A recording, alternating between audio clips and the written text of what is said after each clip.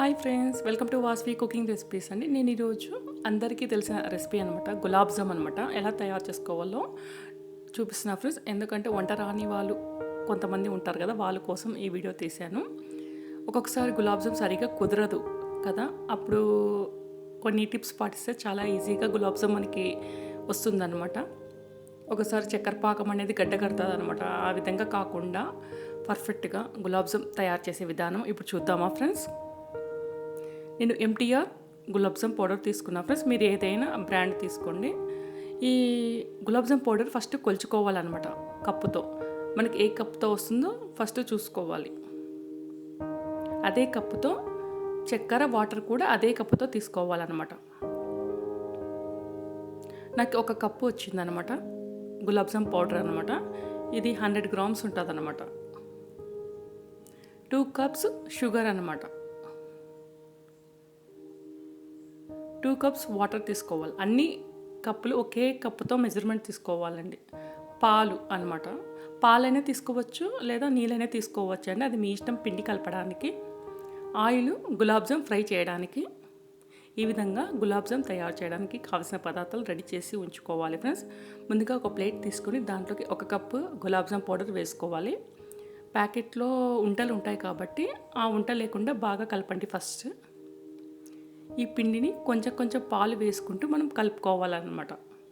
ఈ విధంగా స్పూన్తో కలుపుకోవడం వల్ల మనకి లూజ్ కాదనమాట. చూసి కలుపుకోవాలన్నమాట. చపాతీ ముద్ద మాదిగా.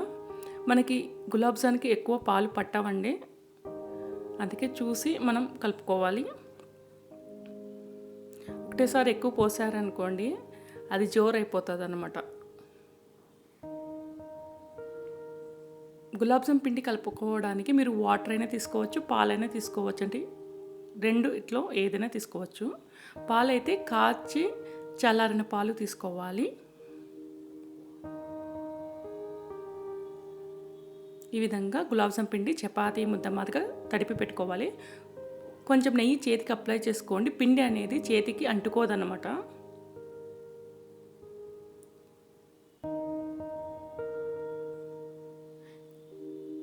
ఈ విధంగా తడుపుకున్నాక ఒక కప్పు మీద పెట్టేసి ఒక 10 నిమిషాలు పక్కన ఉంచేసేయండి. ఈ లోపల మనం చక్కెర పాకం రెడీ చేసి ఉంచుకోవాలి. నాకు 1/2 కప్ పాలలో ఇంకా 1/2 కప్ పాలు మిగిలినాయి ఫ్రెండ్స్. అందుకే మీరు పాలు చూసి వాడుకోండి పిండి తడిపేటప్పుడు.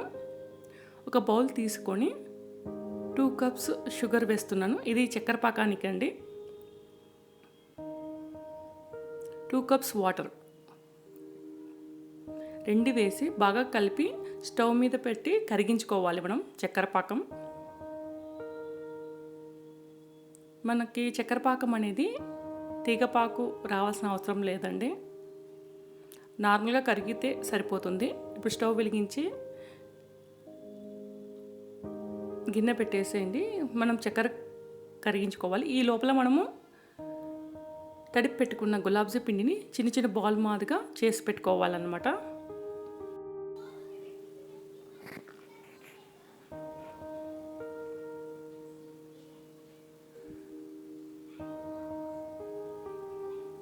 చేతికి కొంచెం నెయ్యి అప్లై చేసుకొని మనకి ఏ సైజు కావాలో ఆ సైజు బాల్ మాదిగా తయారు చేసుకోవాలి ఫ్రెండ్స్. గులాబ్ జామ్ బాల్ ఈ విధంగా కొంచెం కొంచెం తీసుకుంటూ రౌండ్గా షేపు అనుకోవాలి ఫ్రెండ్స్. ఎంత రౌండ్గా మనం రుద్దితే అంత బాగా షేపు బాగా వస్తుంది, క్రాక్ అనేది ఉండదన్నమాట. మీరు బాల్ సైజ్ చేసేటప్పుడు చిన్నగా చేసుకోండి, పెద్దగా చేసుకోకండి. మనకి ఎందుకంటే గులాబ్ జామ్ వేగినాక అదే పాకంలో వేస్తే పెద్దగా అవుతుంది కాబట్టి మనం బాల్ సైజ్ అనేది కొంచెం చిన్నగా చేసుకోండి.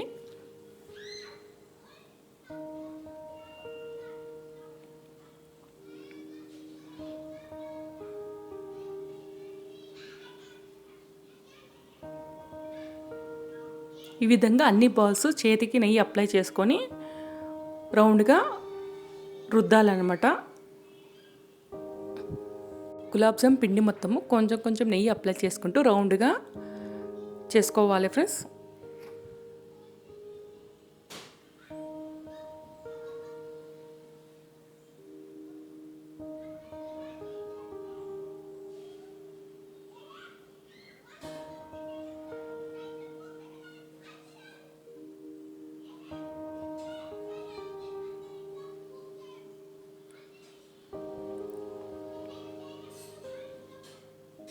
ఈ విధంగా గులాబ్ జామ్ పిండి మొత్తము తయారు చేసి రెడీ చేసి పెట్టుకోవాలి ఫ్రెండ్స్. ఈ బాల్స్ని మనం ఆయిల్లో డీప్ ఫ్రై చేసుకోవాలి. ఈ విధంగా క్రాక్ లేకుండా మనం తయారు చేసుకోవాలి ఫ్రెండ్స్ గులాబ్ జామ్ బాల్స్ని. చక్కెర బాగా మరిగినాక 1/2 టీ స్పూన్ ఇలాచీ పౌడర్,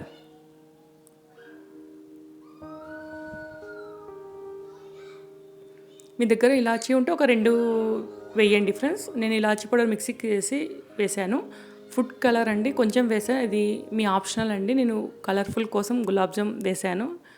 ఇది మీకు ఇష్టం ఉంటే వేసుకోండి, లేకపోతే లేదు, కంపల్సరీ అయితే కాదు. మనకి చక్కెర అనేది ఈ విధంగా ట్రాన్స్పరెంట్గా రావాలండి, అప్పుడు చక్కెర బాగా కరిగినట్టు అనమాట. ఈ లోపల మనము ఆయిల్లో డీప్ ఫ్రై చేసుకుందాము గులాబ్ జామ్ బాల్స్ని.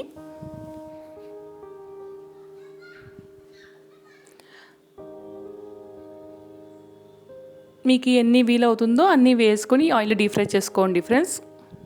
నేనైతే అన్నీ వేసి డీప్ ఫ్రై చేస్తున్నాను. మీరు గులాబ్ జామ్ బాల్స్ వేసాక వెంటనే తిప్పకండి, 1 నిమిషం వేగినాక తిప్పండి. Gulab jam balls golden brown వచ్చినాక ఒక ప్లేట్లోకి తీసుకోండి ఫ్రెండ్స్.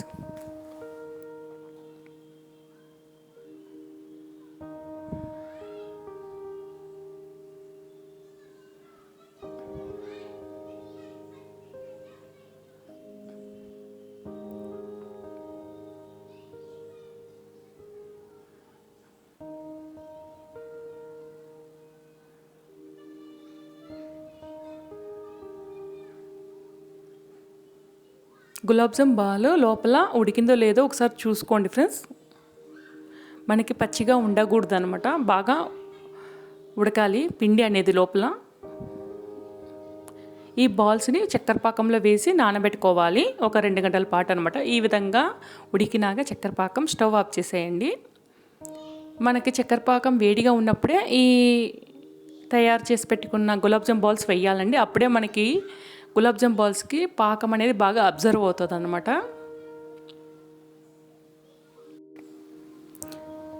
ఈ విధంగా గులాబ్ జామ్ని బాగా కలిపినాక ఒక 10 నిమిషాలు మూత పెట్టేసి పక్కన ఉంచండి. ఎందుకంటే గులాబ్ జామ్ అనేది వేడిగా ఉన్నప్పుడు వేస్తే పాకం అనేది అబ్జర్వ్ అవుతుంది. 10 నిమిషాల తర్వాత మరోవైపుకి తిప్పండి.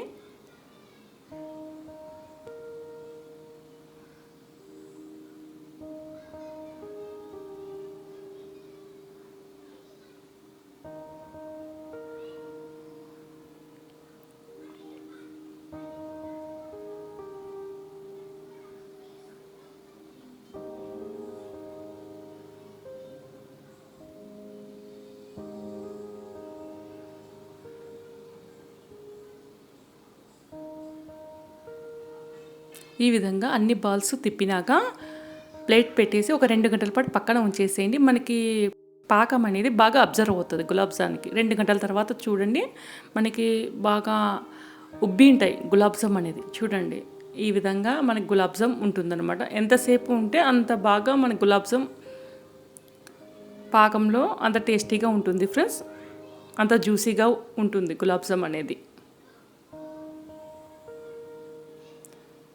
అంతే ఫ్రెండ్స్, ఈజీగా మనము తయారు చేసుకోవచ్చు గులాబ్ జాము. ఈ గులాబ్ జామ్ మీరు ట్రై చేసి ఎలా వచ్చిందో నాకు కామెంట్ బాక్స్లో చెప్పండి ఫ్రెండ్స్. ఈ రెసిపీస్ మీకు నచ్చినట్లయితే లైక్ చేయండి, షేర్ చేయండి. కొత్తగా నా ఛానల్ చూసేవైతే సబ్స్క్రైబ్ చేసుకోండి ఫ్రెండ్స్. అలాగే పక్కన బెల్ ఐకాన్ క్లిక్ చేయండి, అప్పుడే నా వీడియోస్ మీకు వస్తాయన్నమాట. Thank you for watching. Tell me pretty lies, look me in the face, tell me that you love